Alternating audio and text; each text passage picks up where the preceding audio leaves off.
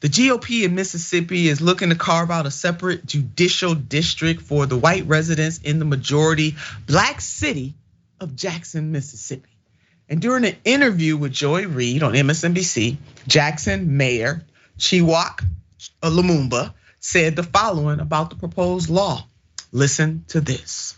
It can be possible that the capital of Mississippi, Jackson, Mississippi, is, I think to your point, going to be governed under apartheid style? Well, I think that to speak to it honestly, I'm reflecting on the words of Coach Dennis Green, who once said that they are who we thought they were.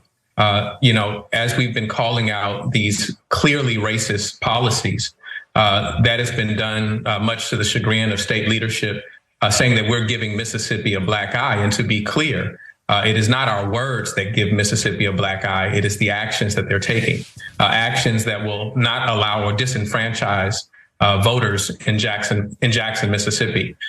This particular law is fraught with constitutional violations, equal protection. It is seeking to create a district which is the most densely white populated area in the city of Jackson. In addition to a police force or a militarized force that does not have direct accountability to the residents.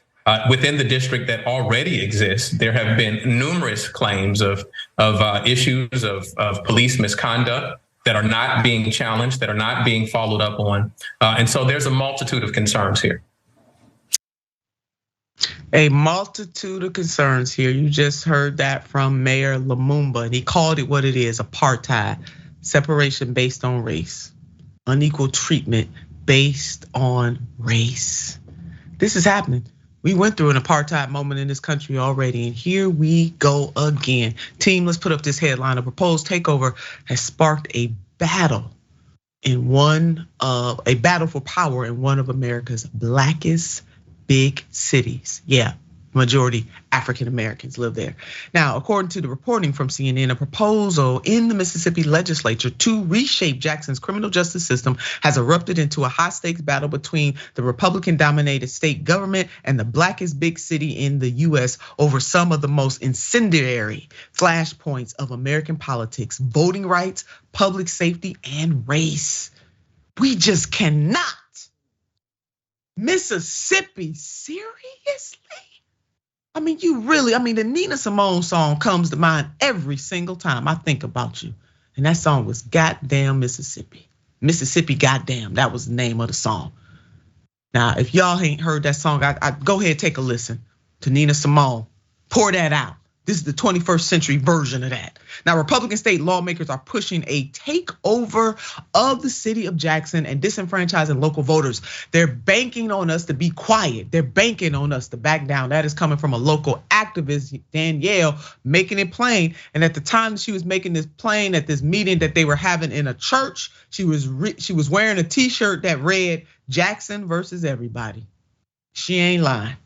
The Mississippi Criminal Justice Bill, which passed the State House of Representatives earlier this month, would create a new separate court system in a district that includes Jackson's downtown and a third of its residents. Judges and prosecutors in the district would be appointed by state government officials, encroaching on the power of locally elected judges to hear some cases. Do you hear this? Let's put up this map of what it would look like. We've shown you this map before. You see that? Are y'all you vibing with that? Do you see how they carved all that out? And all the black, this is what they doing in 21st century. It's 2023, not 1823. And the Mississippi Senate passed a more watered down version of the Jackson takeover bill. Still bad, but a little more watered down.